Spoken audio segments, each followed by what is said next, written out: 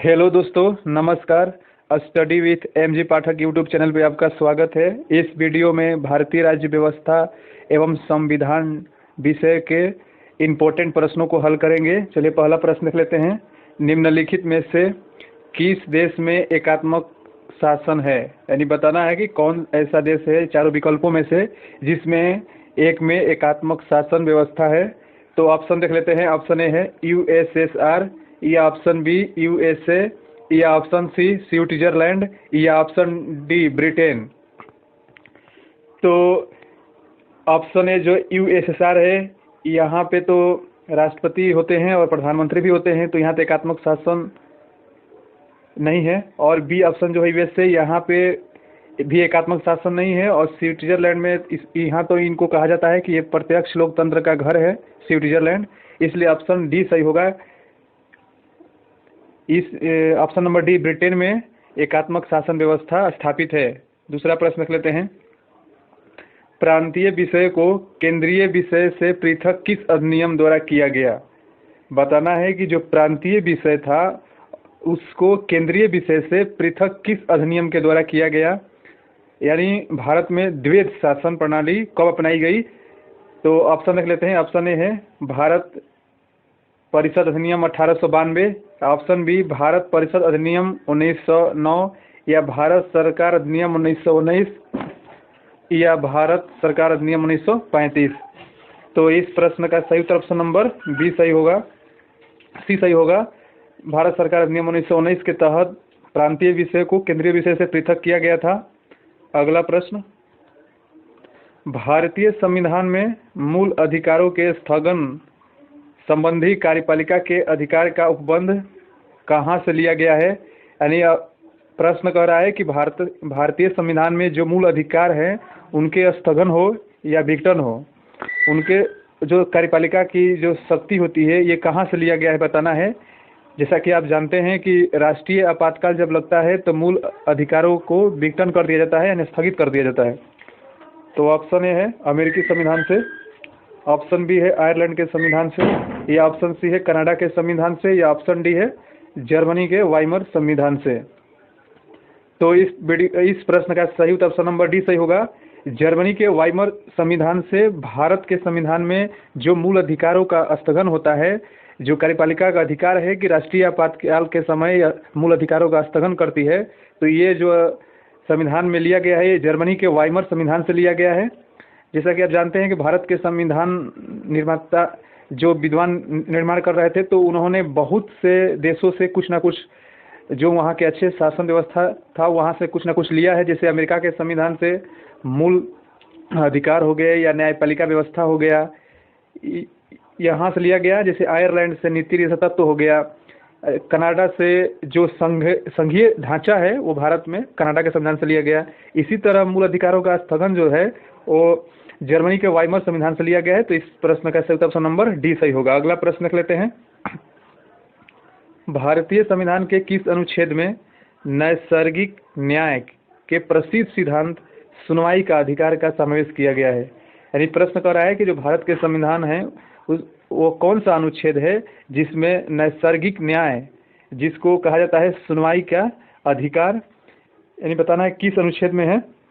तो ऑप्शन देख लेते हैं। ऑप्शन ए है अनुच्छेद 308, या ऑप्शन बी अनुच्छेद 309, या ऑप्शन सी अनुच्छेद 311, या ऑप्शन डी अनुच्छेद 312। तो इस प्रश्न का सही ऑप्शन नंबर सी सही होगा। 311 जो अनुच्छेद है इसमें नैसर्गिक न्याय यानी सुनवाई के अधिकार का समावेश किया गया है। अगला प्रश्न देख लेते हैं। आप इस चैनल को सब्सक्राइब कर लीजिएगा और वीडियो को लाइक करिएगा और शेयर करिएगा। इस चैनल पे टेस्ट सीरीज के माध्यम से वीडियो को चलाया जा रहा है ताकि इम्पोर्टेंट प्रश्नों को आपको यहाँ से मिलते रहे एग्जाम में। चलिए पांचवा प्रश्न कहते हैं। निम्नलिखित में से कौन भारत को धर्मनिरपेक्ष राज्य वर्णित करता है? यानी बताना है कि इनमें से जो ऑप्शन दिया गया है इस ऑप्शन में बताना है कि कौन सा ऐसा जो ऑप्शन है जो धर्मनिरपेक्ष राज्य का वर्णित करता है। तो ऑप्शन ए है राज्य के नीति निषेध तत्व, या ऑप्शन बी है संविधान की प्रस्तावना, या ऑप्शन सी है मौलिक अधिकार, या ऑप्शन डी है इनमें से कोई नहीं। तो इस प्रश्न का सही ऑप्शन नंबर बी सही होगा। संविधान की प्रस्तावना में ये धर्मनिरपेक्ष राज्य का वर्णन किया गया है जैसा कि आप जानते हैं कि 42वें संविधान संशोधन 1976 में जब हुआ था, तो उस समय इंदिरा गांधी प्रधानमंत्री भारत के थी, तो उन्होंने 42वां संविधान संशोधन करके उसमें धर्मनिरपेक्ष और अखंडता जैसे शब्द, समाजवादी, ये 3 शब्द उन्होंने जोड़ा था। तो इसलिए ऑप्शन नंबर बी सही होगा। अगला प्रश्न रख लेते हैं। राज्य के पुनर्गठन आयोग ने 1 नवंबर 1956 को कितने राज्य तथा कितने संघ राज्य बनाए? यानी प्रश्न कर रहा है कि जो राज्य पुनर्गठन आयोग था वो 1 नवंबर 1956 को कितने राज्य तथा कितने संघ राज्य बनाया। यानी जब भारत स्वतंत्र हुआ उसके बाद राज्यों का जो एकीकरण होने लगा, यानी जो भारत एकीकरण हो रहा था, तो उसमें प्रशासनिक सुविधा के लिए राज्यों का गठन हो रहा था और केंद्र शासित प्रदेशों का। तो ये जो राज्य पुनर्गठन आयोग था, इसको जिम्मेवारी दिया गया कि ये भारत के प्रशासनिक दृष्टि से राज्य और केंद्र शासित प्रदेश का निर्माण करे। तो वही पूछ रहा है कि 1 नवंबर 1956 को कितने राज्य तथा कितने संघ राज्य बनाए। तो ऑप्शन देख लेते हैं। ऑप्शन ए है 14 राज्य और 8 संघ राज्य। संघ राज्य का मतलब केंद्र शासित प्रदेश होता है। ऑप्शन बी जो है 14 राज्य एवं 6 संघ राज्य, या ऑप्शन सी 17 राज्य और एवं 6 संघ राज्य, या ऑप्शन डी 17 राज्य एवं 8 संघ राज्य। तो इस प्रश्न का सही ऑप्शन नंबर बी सही होगा। 1 नवंबर 1956 को 14 राज्य एवं 6 संघ राज्य यानी केंद्र शासित प्रदेश भारत में था। तो अगला प्रश्न रख लेते हैं। भारत में जन्मा प्रत्येक वह व्यक्ति भारतीय जन्मजात नागरिक किस दिन से माना जाएगा? यानी प्रश्न कर रहा है कि भारत में जन्मा, यानी भारत में जन्मा व्यक्ति, मतलब प्रत्येक वह व्यक्ति भारतीय जन्मजात नागरिक किस दिन से माना जाएगा? तो ऑप्शन ए है 15 अगस्त 1947 के बाद से, या ऑप्शन बी 1 जनवरी 1949 के बाद से, या ऑप्शन सी 26 जनवरी 1950 के बाद से, या ऑप्शन डी 26 जनवरी 1955 के बाद से। तो इस प्रश्न का सही ऑप्शन नंबर सी सही होगा। 26 जनवरी 1950 के बाद से जो भी भारत में जन्म लेगा वो भारत के जन्मजात नागरिक माना जाएगा। यानी उसको नागरिकता लेने के लिए कोई विशेष आवश्यकता नहीं है। वो जब भारत में जन्म लेगा 26 जनवरी 1950 के बाद वो आपरूपी भारत का नागरिक माना जाएगा।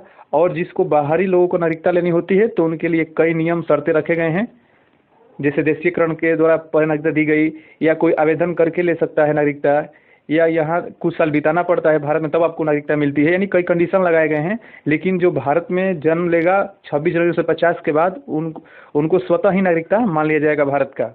अगला प्रश्न, अनुच्छेद 25 से 28 के अनुसार धार्मिक अधिकारों पर राज्य किस आधार पर प्रतिबंध लगा सकता है? जैसा कि आप जानते हैं कि 25 से जो 28 अनुच्छेद हैं ये धार्मिक अधिकारों की स्वतंत्रता की बात करता है। यानी आप धार्मिक, यानी किसी भी धर्म में आप विश्वास कर सकते हैं, अपने स्वतः किसी के दबाव में न आकर आप उस ऐसा आचरण कर सकते हैं, प्रचार प्रसार कर सकते हैं। लेकिन कह रहा है प्रश्न कि राज्य किस आधार पर प्रतिबंध, यानी इस पर प्रतिबंध भी लगाया जा सकता है, वो आधार कौन सा है, आधार बताना है। तो ऑप्शन देख लेते हैं। ऑप्शन ए है सदाचार, या ऑप्शन बी स्वास्थ्य, या ऑप्शन सी लोक व्यवस्था, या ऑप्शन डी उपरोक्त सभी। तो ये प्रश्न के अनुसार उपरोक्त सभी यानी डी ऑप्शन सही होगा। यानी सदाचार के थ्रू या स्वास्थ्य की दृष्टि ध्यान में रखते हुए या लोक व्यवस्था को बनाए रखने की दृष्टि से ये जो धार्मिक अधिकार है ये राज्य इस पर प्रतिबंध लगा सकता है।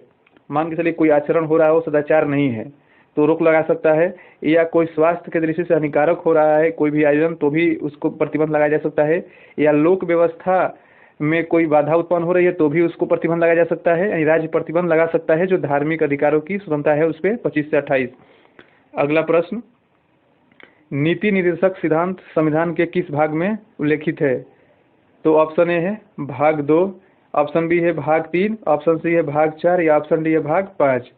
जो राज्य के नीति निर्देशक सिद्धांत हैं ये आयरलैंड से लिया गया है और संविधान के ये भाग 4 में है। ऑप्शन नंबर सी, भाग 4 में नीति सिद्धांतों का उल्लेख किया गया है। और इसके बारे में ध्यान रखिए कि ये आप न्यायालय में जाके इसको लागू करवाने के लिए बाध्य नहीं कर सकते हैं। ये स्वतः राज्यों के विवेक पे छोड़ा गया है कि राज्य अपने नीति निर्माण में जो राज्य के नीति तत्व हैं इसका ध्यान रखें और लोक कल्याणकार और कल्याणकारी राज्य की स्थापना करें, जैसा इसमें सिद्धांत दिया गया है। अगला प्रश्न देख लेते हैं और इस वीडियो का अंतिम प्रश्न, भारतीय संविधान के अंतर्गत निम्नलिखित में से कौन सा मूल कर्तव्य नहीं है? बताना है कि भारतीय संविधान के अंतर्गत निम्नलिखित में से कौन सा मूल कर्तव्य, यहाँ कर्तव्य के बारे में बताना है कि ये इनमें से कौन सा मूल कर्तव्य नहीं है। तो ऑप्शन ए है वैज्ञानिक प्रवृत्ति विकसित करना, ये ऑप्शन बी सार्वजनिक संपत्ति की सुरक्षा करना, ये ऑप्शन सी संविधान के प्रति निष्ठावान रहना और उसके आदर्शों का सम्मान करना, ये ऑप्शन डी लोक चुनाव में मतदान करना है। ये लोक है, लोक चुनाव में मतदान करना। तो इस प्रश्न का सही ऑप्शन नंबर डी सही होगा, क्योंकि ये लोक चुनाव में जो मतदान होता है ये राजनीतिक अधिकार है, ये मूल कर्तव्य नहीं है। जबकि वैज्ञानिक प्रवृत्ति की विकसित करना ये मूल अधिकार है, और सार्वजनिक संपत्ति की सुरक्षा करना ये मूल अधिकार है, और संविधान के प्रति निष्ठावान रहना, उसके आदर्शों का सम्मान करना ये भी आपका मूल कर्तव्य है। ये मूल कर्तव्य आपका है। जो भारत के संविधान में जब संविधान बना था तो उस समय मूल कर्तव्य का इसमें समावेशन नहीं किया गया था। एक समिति गठित की गई थी, स्वर्ण सिंह समिति, उसके बाद ही ये मूल अधिकार का इसमें समाहित मूल कर्तव्य का समाहित किया गया। तब से उस समय इसमें 10 था, और एक 86वां संविधान संशोधन करके जो 2002 में 86वां संविधान संशोधन करके इसमें 11वां मूल कर्तव्य जोड़ा गया। और जो वो मूल अधिकार था कि किसी संरक्षण या माता पिता का कर्तव्य होगा कि वो अपने बच्चों को प्राथमिक शिक्षा उपलब्ध कराए। ये 11वां मूल कर्तव्य था। धन्यवाद।